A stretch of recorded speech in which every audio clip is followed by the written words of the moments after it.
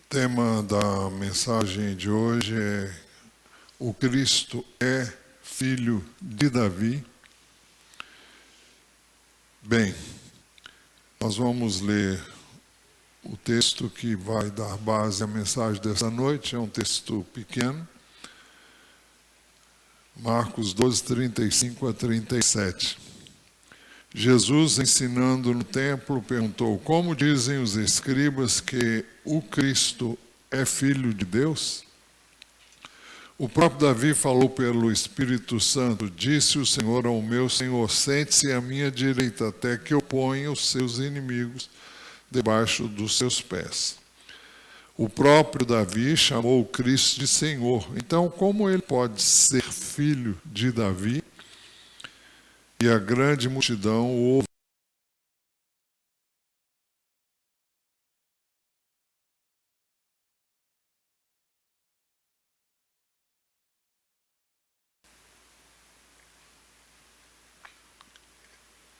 Nós temos a partir daí até o final do capítulo, 3 ensinos. Nós vamos nos dedicar ao primeiro.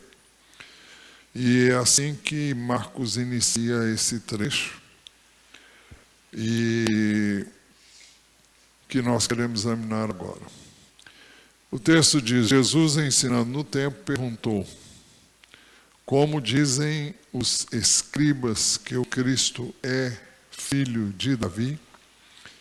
Bem, quem eram os escribas? Os escribas eram copistas, e copistas da lei, e eles eram também intérpretes da lei, porque muito familiarizados com a lei, porque toda a cópia da lei era feita através deles, e então eles conheciam bastante as Escrituras pela familiaridade que tinham com elas à medida em que a copiavam. E os escribas eram pessoas que tinham uma notoriedade bem significativa no contexto social, devido ao trabalho que eles desempenhavam, e porque não era algo que todos faziam, mas eram poucas as pessoas que se dedicavam a esse trabalho. O que Jesus disse que os escribas diziam? Que o Cristo, isto é, o Messias, era o filho de Davi. Então a pergunta que fazemos é: eles estavam dizendo a verdade ou não? A resposta óbvia e natural seria sim. Jesus veio da descendência de Davi, do ponto de vista humano. O Evangelho de João nos faz saber que depois de ouvirem os ensinos de Jesus, no contexto que não o nosso que estamos examinando hoje, mas o contexto de João, capítulo 7, versículos 40 e 42, que é o que aconteceu depois que Jesus disse o que ele havia dito, e está registrado nos versos anteriores. Quando ouviram essas palavras, alguns do meio do povo diziam: este é verdadeiramente o profeta. Outros diziam: ele é o Cristo. Outros, porém, perguntavam: por acaso Cristo virá da Galileia? Não diz a Escritura que o Cristo vem da descendência de Davi e da aldeia de Belém, de onde era Davi? Então havia estes questionamentos. Uns afirmavam que Jesus era o profeta. E quando dizem que era o profeta, é uma promessa que foi feita nas Escrituras, que Deus enviaria um profeta, e quem deixasse de ouvir esse profeta estaria fadado ao fracasso. Então, outros diziam, ele é o Cristo. Quando diziam ele é o Cristo, estavam querendo dizer, ele é o Messias prometido. Ele é o ungido de Deus prometido nas Escrituras, o que era verdadeiro. Mas então outros questionavam. Como, por acaso, o Cristo virá da Galileia? Não diz a Escritura que vem da descendência de Davi, da aldeia de Belém, de onde era Davi? Bem, isso nos faz saber que muitos não conheciam a história da vinda de Jesus a este mundo, não sabiam os detalhes que hoje nós sabemos através das Escrituras do Novo Testamento. Lucas 2, 3 a 7 registra alguns fatos que nos dão norte sobre este assunto. Todos iam alistar-se, cada um à sua própria cidade. José também saiu da Galileia, da cidade de Nazaré, e foi para a Judéia, até a cidade de Davi, chamada Belém. Agora, por que ele saiu de Nazaré? Porque ele estava morando em Nazaré, não sabemos, mas diz que ele saiu de lá, e por ser ele da casa e da família de Davi, a fim de alistar-se com Maria, sua esposa, que estava grávida. E aconteceu que, estando eles ali, chegou o tempo de ela ter a criança. Isso aconteceu em Belém, onde eles haviam ido para alistar-se, porque cada um saiu da sua cidade e foi alistar-se onde havia nascido. E isso nos faz saber que José e Maria eram de Belém, da Judéia, e por isso se dirigiram para lá. Sabemos pelo texto que eles moravam em Nazaré, não temos maiores explicações sobre isso, que ficava na Galileia. E o texto finaliza dizendo, então Maria deu à luz o seu filho, primogênito, enfaixou o menino e o deitou numa manjedoura, porque não havia lugar para eles na hospedaria. Assim que Jesus nasceu, pouco depois, José e Maria e Jesus voltaram a residir em Nazaré, onde anteriormente eles residiam de fato. Quem nos faz saber isso é o Evangelho de Mateus, no capítulo 2, versículos 21 a 23. Levantando-se José, tomou o menino e a sua mãe e voltou para a terra de Israel. Porém, ouvindo que Arquelau reinava na Judéia em lugar de seu pai Herodes, é importante deixar claro que Herodes queria matar Jesus, e ele fez tudo para fazer isso, sem, contudo, ter êxito. Então, José, que foi divinamente avisado da pretensão de Herodes, ele fugiu para o Egito. Depois, aqui já vai um pouco mais além, e disse que ele teve medo de voltar para a Judéia, onde seria a sua terra natal. E tendo sido avisado por Deus em sonhos, José foi para a região da Galileia. É isso que o texto diz. E foi morar numa cidade chamada Nazaré, para se cumprir o que foi dito por meio dos profetas. Ele será chamado Nazareno. O texto nos dá a entender que José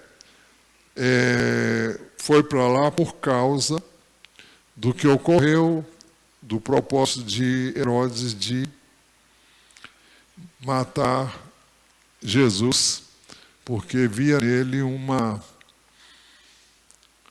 alguém que ele devia temer, porque ele veio em cumprimento às Escrituras, e os reis magos que apareceram lá disseram a ele que eles estavam à procura de de Jesus, do rei, e que eles tinham vindo para adorá-lo.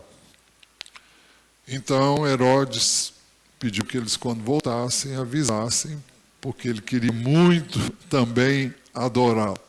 Na verdade, o que ele queria era saber onde é que ele estava para matá-lo. E muitas crianças foram mortas naquela ocasião, como nós temos o relato no Evangelho de Mateus. Por isso, depois de ficarem admirados com o ensino de Jesus, ao ouvirem o que Jesus ensinava, alguns do meio do povo diziam: ele é o Cristo. Outros, porém, perguntavam: por acaso o Cristo virá da Galileia? Ou não diz a Escritura que o Cristo vem da descendência de Davi e da aldeia de Belém, de onde era Davi? Então, eles não sabiam de como aquele que fora, para todos os efeitos, oriundo de Nazaré da Galileia, poderia cumprir as Escrituras que diziam que Jesus viria da aldeia de Belém, da Judéia. Mas isto eles diziam porque o profeta Miqueias disse assim, está registrado em Miqueias 5:2: e você, Belém, Efrata, que é pequena demais para figurar como grupo de milhares de Judá, de você me sairá aquele que há de reinar em Israel, e cujas origens são desde os tempos antigos, desde os dias da eternidade. Então, essa é a profecia de Miqueias, que afirmava que o Messias viria de Belém, na Judéia. Muitos em Israel esperavam que o Cristo, o Messias, viria para dar continuidade à dinastia de Davi, para libertar o povo do domínio romano e para estabelecer o reino messiânico, um reino terreno, um reino político, tal como Davi tinha exercido anteriormente. Mas Jesus, ao estar diante de Pilatos, quando este lhe perguntou: você é o rei dos judeus? Porque essa era a acusação que os religiosos da época fizeram, dizendo que Jesus era um revoltoso, estava se revoltando contra o Império Romano e que ele se tornara uma pessoa perigosa para o Império Romano, porque se declarara rei. Na realidade, ele nunca disse isso, mas sempre disseram dele, e ele de fato era, não é? Então, Pilatos perguntou: você é o rei dos judeus? Jesus respondeu: essa pergunta vem do Senhor mesmo, ou foram outros que lhe falaram a meu respeito? Pilatos respondeu: por acaso sou judeu? A sua própria gente e os principais sacerdotes é que o entregaram a mim. Que foi que você fez? Jesus respondeu: o meu reino não é deste mundo. Se o meu reino fosse deste mundo, os meus ministros se empenhariam por mim para que eu não fosse entregue aos judeus. Mas agora o meu reino não é daqui. Pilatos perguntou: então você é rei? Jesus respondeu: o Senhor está dizendo que sou rei. Eu para isso nasci, para isso vim ao mundo, a fim de dar testemunho da verdade. Todo aquele que é da verdade ouve a minha voz. Então, Jesus estava dizendo que o reino dele, que ele viera estabelecer, não era um reino terreno, não era o reino como a maior parte da população esperava, e ainda espera hoje, que o Messias, que o judeu ainda espera vir. Eles esperam alguém que venha para reinar sobre eles. Politicamente, e que possa realmente cumprir as promessas feitas quanto ao Messias nas páginas do Velho Testamento. Assim, Jesus, ao perguntar como dizem os escribas que o Cristo é filho de Davi, ele queria que os seus ouvintes não vissem o Messias como alguém que viria para restaurar o reino político e libertar o povo de Israel do domínio romano, como, aliás, pensavam até alguns dos seus discípulos. Por isso que pouco antes de subir aos céus, lhe perguntaram, está registrado em Atos 1, versos 6 e 7. Então os que estavam reunidos com Jesus lhe perguntaram, será este o tempo que o Senhor irá restaurar o reino a Israel? Jesus respondeu, não cabe a vocês conhecer tempos ou épocas que o Pai fixou pela sua própria autoridade. A razão de Jesus dizer isso é porque ele estava pensando em algo que está para acontecer ainda, não talvez como nós imaginemos ou os judeus tenham imaginado no seu tempo. Mas vejamos o que a Bíblia diz. Vamos ver Lucas 1, 31 a 35. Nós temos aqui o anjo Gabriel fazendo um anúncio a Maria do nascimento de Jesus, da concepção dela, através do Espírito de Deus. Lucas 1, 31 diz assim, ele está dizendo a Maria, você ficará grávida e dará à luz um filho, a quem chamará pelo nome de Jesus. Este será grande, será chamado Filho do Altíssimo. Deus, o Senhor, lhe dará o trono de Davi, seu pai. Lhe dará o trono de Davi, seu pai. Ele reinará para sempre sobre a casa de Jacó, e o seu reinado não terá fim. Fica bem claro aqui que, embora ele fosse descendente de Davi, e ele veio para ser rei, mas não de um reino como muitos do seu tempo pensavam que o Messias viria. Por isso rejeitaram Jesus, jamais podiam imaginar que o rei deles fosse parar na cruz, fosse morto, crucificado como malfeitor. Isso é algo impensável para um judeu que ainda espera a vinda de um Messias glorioso, que vem para reinar, que vem para exercer aquilo que eles esperam até hoje. O texto diz, ele reinará para sempre sobre a casa de Jacó e o seu reinado não terá fim. Então Maria disse ao anjo, como será isso se eu nunca tive relações com homem algum? O anjo respondeu, o Espírito Santo virá sobre você e o poder do Altíssimo a envolverá com a sua sombra. Por isso também o ente santo que há de nascer será chamado Filho de Deus. Embora nascido de mulher e de uma judia, da descendência de Davi, tanto o marido dela quanto ela eram oriundos de Belém, da Judéia, e as pessoas, desde os tempos antigos, casavam na mesma tribo, com as pessoas da mesma tribo, até para perpetuar a herança que era daquela tribo, para que a herança de uma tribo não passasse para outra tribo. Então, os casamentos sempre se davam com pessoas da mesma tribo e muitas vezes da mesma família, desde que isso não implicasse em quebrar algumas orientações quanto a com quem casar e com quem não casar, que são dadas nas Escrituras do Velho Testamento. Muito bem.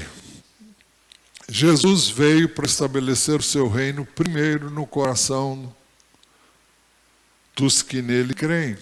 Jesus deixou isso muito claro, já disse isso aqui muitas vezes, mas é necessário repetir, Lucas 17, 20 e 21.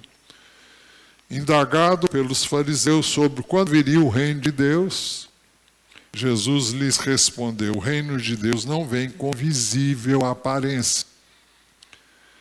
Nem dirão, ele está aqui, ou lá está ele, porque o reino de Deus está entre vocês. Eu já disse mais de uma vez que o texto permite traduzir o reino, porque o reino de Deus está dentro de vocês. Na realidade, quando Jesus disse essas palavras, o reino de Deus ainda não estava dentro deles, estava entre eles, porque estava ali na pessoa de Jesus Cristo. Mas o reino de Deus viria a estar dentro deles, porque Jesus disse isso para quem quer entender. Está registrado em João, capítulo 14, a partir do versículo 15. Melhor, 16. E eu pedirei ao Pai, e Ele lhes dará outro Consolador, a fim de que esteja com vocês para sempre. É o Espírito da verdade, que o mundo não pode receber porque não vê nem o conhece. Vocês o conhecem porque Ele habita com vocês, na pessoa de Jesus, e estará em vocês. O texto é muito claro e não deixa qualquer dúvida. A preposição, no caso de Lucas, pode ser traduzida como em, entre e dentro. Mas, na realidade, quando Jesus disse essas palavras, e o reino de Deus ainda não tinha vindo, e aqui quando Jesus disse em João, ele está dizendo de algo que estava prestes a acontecer, assim que Jesus morresse, fosse sepultado e ressuscitasse ao terceiro dia. Muito bem. Por isso Jesus disse, nem dirão ele está aqui ou lá está ele, porque o reino de Deus está entre vocês, repito, na pessoa de Jesus, e Jesus disse em João que estaria dentro deles. Quando o Espírito viesse, o Espírito de Deus instalaria o reino de Deus. Isso porque o Espírito de Deus vem como representante de Cristo. Isso está muito claro na segunda epístola que o apóstolo Paulo escreveu aos Coríntios, no capítulo 3, no versículo 18, onde está dito assim: e todos nós, com o rosto descoberto, contemplando a glória do Senhor, somos transformados de glória em glória na sua própria imagem, como pelo Senhor, que é o Espírito. Ou seja, quando o Espírito de Deus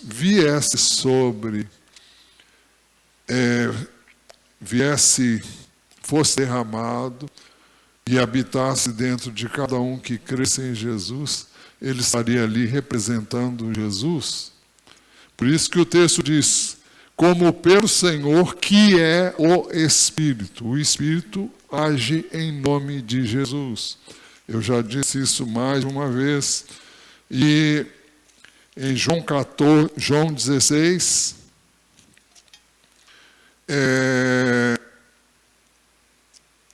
a partir do versículo 12,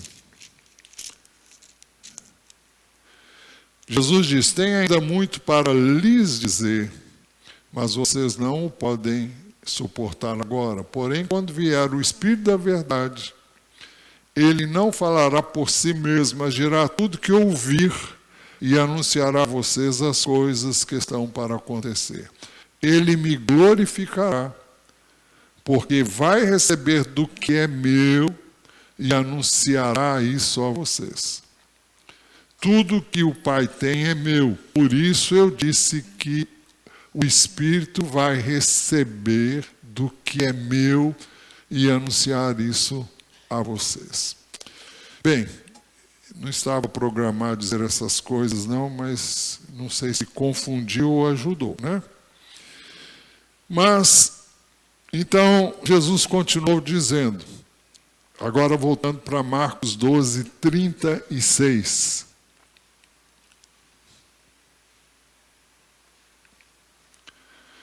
O próprio Davi falou pelo Espírito Santo, disse o Senhor a meu Senhor, sente-se à minha direita, até que eu ponha os seus inimigos debaixo dos seus pés. O próprio Davi falou pelo Espírito Santo, disse o Senhor ao meu Senhor. Quando ele diz, disse o Senhor, é Deus, ao meu Senhor. Quem era o Senhor de Davi? É Jesus. Sente-se à minha direita. Então, Deus falou com o seu filho, Jesus, que Davi chama aqui de Senhor. Sente-se à minha direita, até que eu ponha os seus inimigos debaixo dos seus pés. Isso mesmo que está registrado aqui em Marcos, Jesus estava citando no Salmo 110, versículo 1, onde está dito o seguinte, disse o Senhor ao meu Senhor, sente-se à minha direita, até que eu ponha os seus inimigos por estrado dos seus pés. Em Hebreus 1:13, nós lemos assim, ora, falando de Jesus, a qual dos anjos Deus em algum momento disse, sente-se à minha direita até que eu ponha os seus inimigos por estrado dos seus pés. Ele está falando de Jesus em Hebreus 1, e ele está dizendo, Deus nunca disse isso a respeito de qualquer anjo, mas disse a respeito do seu Filho Jesus. E Hebreus 10, 12, 13, 10, versículos 12 e 13, diz assim, Jesus, porém, tendo oferecido para sempre um único sacrifício pelos pecados, assentou-se à direita de Deus, aguardando daí em diante até que os seus inimigos sejam postos por estrado dos seus pés. Quando é que esses inimigos vão ser postos por estrado dos seus pés? Quando todas as pessoas que tiverem de receber Jesus tiverem recebido. Quando o reino de Deus estiver instalado no coração destes que ainda vão crer em Jesus. Porque cada vez que o reino de Deus é instalado no coração de alguém, o inimigo perde o reino que ele tinha sobre essa pessoa, o governo dele sobre essa pessoa. Jesus disse que Satanás é o rei deste mundo. Vem aí o príncipe deste mundo. E ele nada tem a ver comigo. Então, para que as coisas se consumem, Jesus está sentado à direita de Deus até que os inimigos dele sejam postos por estrado dos pés dele, quando as pessoas receberem Cristo, aqueles que estão destinados a receberem Jesus até o final. No final, o reino do mundo se tornará de nosso Senhor Jesus Cristo e do seu Cristo, quando Jesus voltar.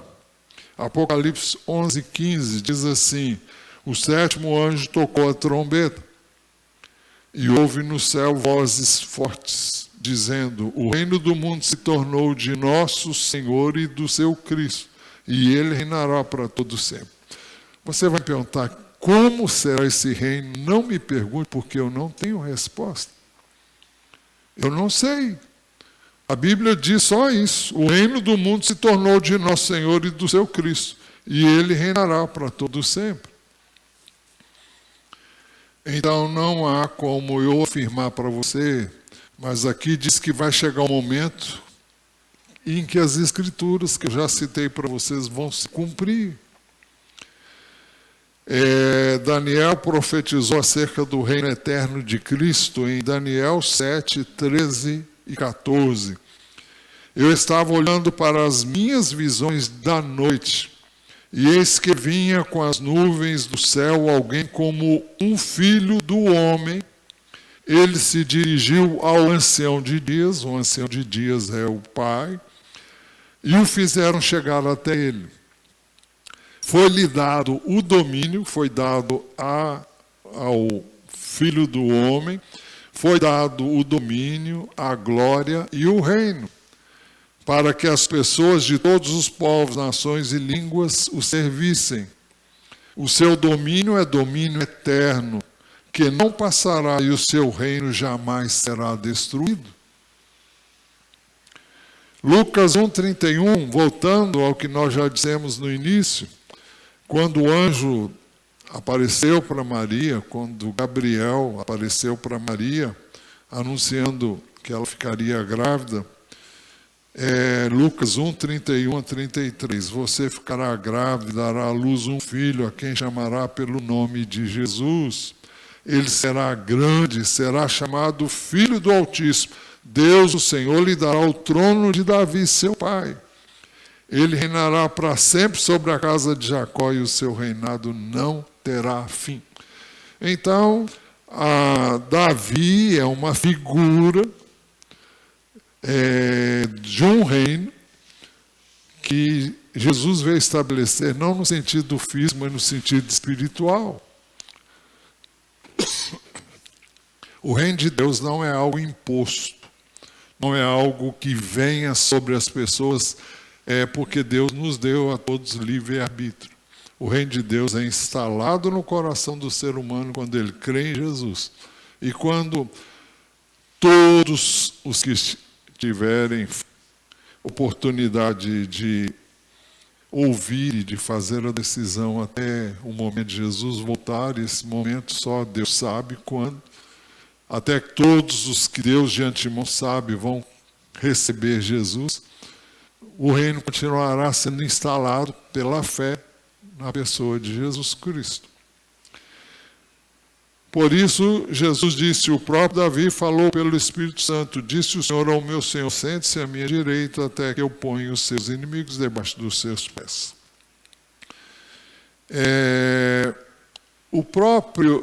Por isso, Jesus falando acerca do Salmo 110:1 chama a nossa atenção para o fato de que o próprio Davi chama o Cristo de Senhor. Então, como ele pode ser filho de Davi?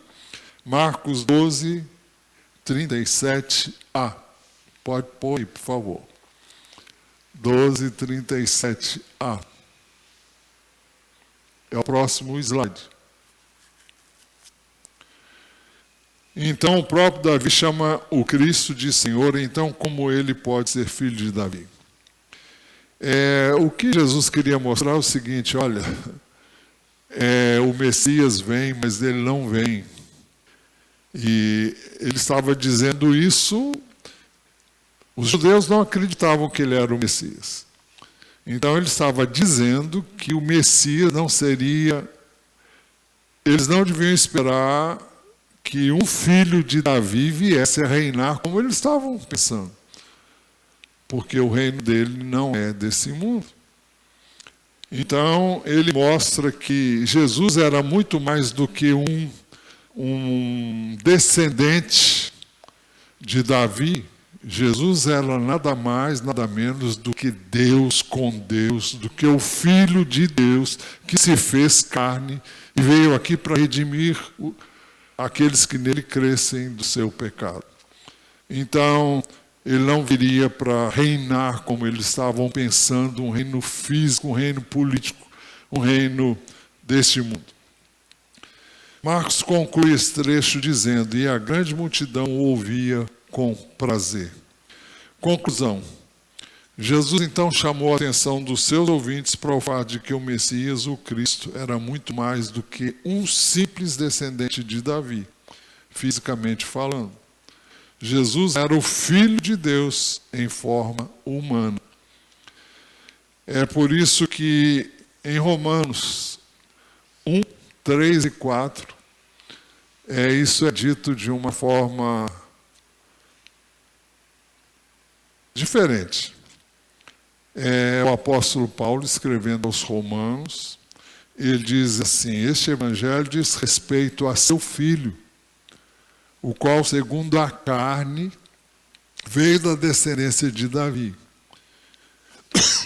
e foi designado Filho de Deus, com poder, segundo o Espírito de Santidade, pela ressurreição dos mortos, a saber, Jesus Cristo nosso Senhor.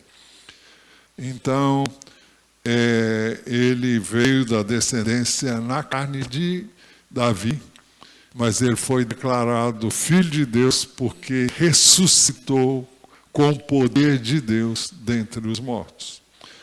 Por isso Jesus disse a Pilatos: o meu reino não é daqui. E por isso Jesus disse: o próprio Davi chama o Cristo de Senhor, então como ele pode ser filho de Davi?